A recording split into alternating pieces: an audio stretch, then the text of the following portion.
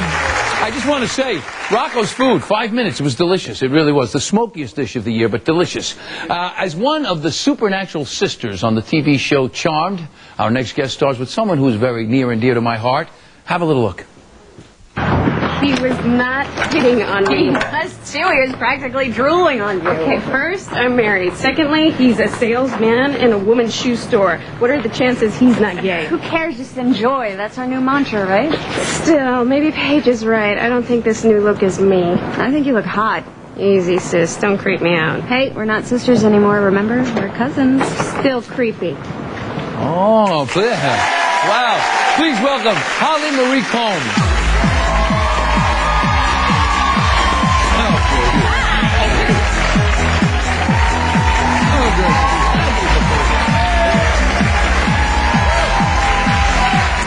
So pleased. Welcome to the show. I'm so pleased to meet you. I really am. Thank you. I've been, you work with Alyssa. I do. And she, and so I watch the show. I try to watch this. I love this. The different image in the glass there. I know. Well, we died last season, so we kind of had to figure our way out of that. We didn't know if the show was coming back this season, so we kind of had a pseudo season finale, show finale. So we kind of had to dig ourselves out of that. What year are we going into? 8. 8 years. How many did you do? 8 years. Yes.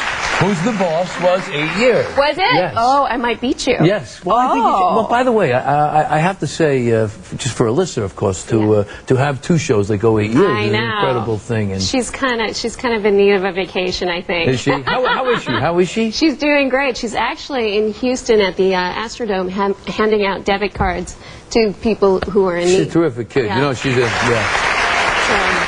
she works for UNICEF. She works for UNICEF. I mean, she's a very committed young lady. Yeah, it's very important to her to do that kind of stuff with her life. It's important to her happiness. Well, let's talk about you a little bit now. I got a little bit of kale running around in my throat, I think, from the last thing. You guys are busy in here. You all right up there? Everybody okay? A little smoky. So, you have a son. I do. Yeah. I just became a grandfather. I know. Congratulations. Thank you very much. It's the theme of our whole lives. I know. Baby. How old is your son? 16 months. 16 months, yes. And you have a picture. I do. I have a recent picture. He's kind of obsessed with drumsticks lately, so I'm a little nervous. Yeah, because you're going to get drums come with them sometimes. Yeah. Oh, yeah, look at that. Oh, my goodness. Oh, my goodness. His name is Finley, right? Yes. Is he talking yet? He's starting to, which is kind of dangerous in my house because we quickly have to reform our language because he's very much a mimic. So I was trying to open a child's toy and they pack these things like they're going to Mars or something. So a half an hour later I'm like, argh! And I uttered something that shouldn't be said in front of him and he said it like that. Yeah. And then, of course, I followed that with another bad word that he said like that. And I was like, oh. They do get you like that. They do. Oh, my. He is gorgeous, though. My goodness. A little boy. Yeah. They just love it. Look at that. I'm very excited. Oh, that's great. Oh, that's great. Thank you. So now, let's see. Your big break was Picket Fences. Am I right? And the reason I remember you from that is because I was a fan of Kelly's right away, of David Kelly's. How did you get that part? Well, it wasn't easy, let me tell you. I grew up in New York. I moved here when I was 8. I left when I was 18 for Picket Fences. But David came to New York looking for actresses, and, I had just got off the subway. I was rushing from appointment to appointment, and I was kind of frazzled, and he was kind of in a bad mood because his dog of, a trillion years had died, so we didn't start out on a great note.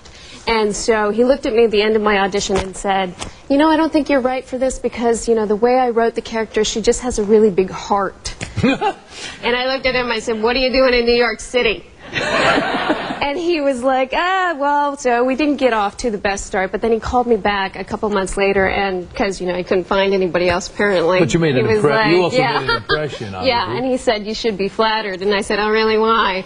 And he said, because I made the part more like you. And I don't know how exactly he did that with my character. I mean, she became a little more mouthy and a little more sarcastic, so I guess that was what it was. But he is my favorite all time. He's terrific. He really is. He had a big night last night, too, as well, on the Emmys. You're here, though, for a special cause. Yes. Tell me about it, please. I'm here because I've kind of partnered partnered with Ortho Women's Health, and it's a company that's running a program that I go and basically talk to young women about being in control of their health and being more comfortable with their doctors, specifically their gynecologists, and making the right decisions for their lifestyle and kind of being in control of their own destiny. I have a daughter just went to college, so I've had some coming for her. I've had some conversations with her. I never thought of it. The things I've had to say. I know. And you come from this from a very interesting point of view. Well, Your mom had you very young. Well, it's similar to you because you had children at a young age. My mom was actually 16. My father was 18 when they had me. So we had some rough patches. We had some rocky roads where they were not really equipped to be parents, and it's rough on the kids of teenage parents. My son, I was 19 when my son was born, and I oftentimes say he grew up in spite of me. Yes, my mom says we grew up together, which we kind of did. And speaking of that, here's a picture of them together. As you see, she's awfully cute and blonde, and she... But it is, don't you think, though, it does make for an interesting relationship, because you do have a sort of... It does, absolutely. But it's kind of why this program's so important to me, because, I don't want anybody to look at that glossy picture of my life and think of it as an endorsement for teenage pregnancy, because it's really not. We had some tough times, and it's worked out, and I've had a little bit of a charmed life so far, and I sent her to college, and it's a very reverse relationship. I know, you're actually putting your mom through college now. Yeah. Yes, well, she actually finally graduated. Oh, good for her. Congratulations, Mom. Yeah. I mean this. I don't know if you know this, folks. I don't know if you know this, but in this country, 30% of births are out of wedlock. And it goes up from there in different ethnic groups. So you got to really be careful. This is really serious. Yeah. I had a conversation with my daughter. I said, please, I got in trouble in college. Please don't. That's great, because a lot of daddies wouldn't go there. Yeah, So you have to. Great. I think you need to talk about it. Yeah. So listen, Holly, so great to meet you. Thank so you. great for you to come here. I wish you all the luck with what is it, Ortho Women's Health, and there's a website that's orthowomenshealth.com. And it'll be on our website, of course, and it's up there on the screen. Hey, listen, Charmed, which is a terrific show. It's on Sunday night, we didn't get a chance to talk about it. Charmed, a great show. It airs Sunday nights. It starts its 8th year, ladies and gentlemen. It's on 8 p.m. on the WB. Holly Marie, thank you so much. We'll be right back.